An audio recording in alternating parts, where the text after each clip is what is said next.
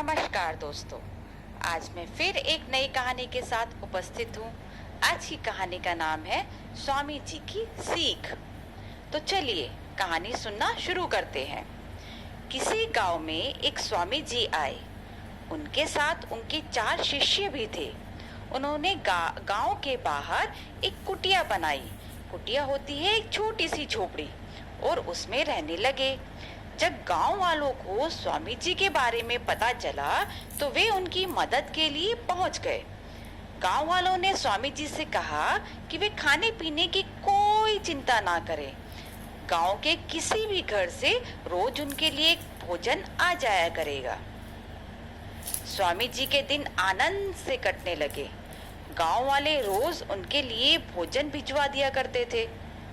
अब स्वामी जी और उनके शिष्यों को कोई चिंता करने की बात नहीं थी।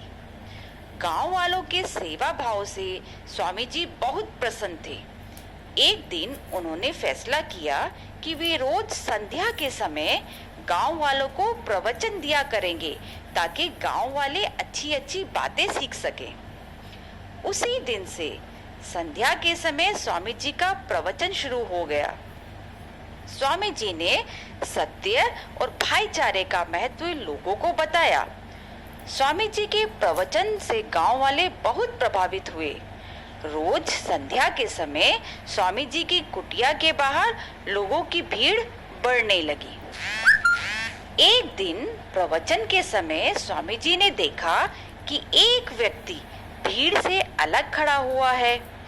वह ध्यान पूर्वक स्वामी जी का प्रवचन सुन रहा था। स्वामी जी ने उसे इशारे से श्रद्धालुओं के बीच बैठने के लिए कहा, लेकिन वह चुपचाप अपने स्थान पर खड़ा रहा।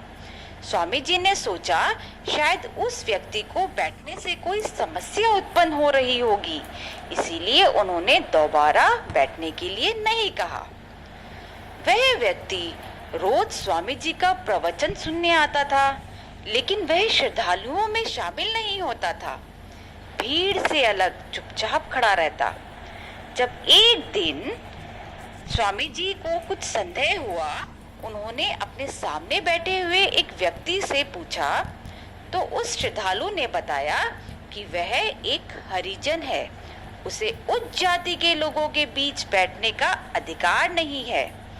यह सुनकर स्वामी जी को बहुत दुख हुआ। अगले दिन संध्या के समय जब श्रद्धालु स्वामी जी के प्रवचन सुनने पहुंचे तो वे दंग रह गए, क्योंकि मंच पर स्वामी जी के साथ वही हरिजन बैठा हुआ था। श्रद्धालुओं ने इसका विरोध किया। उन्होंने स्वामी जी से कहा कि एक निम्न जाति के व्यक्ति को इतना सम्मान देना उचित नहीं है। यह धर्म के विरुद्ध है।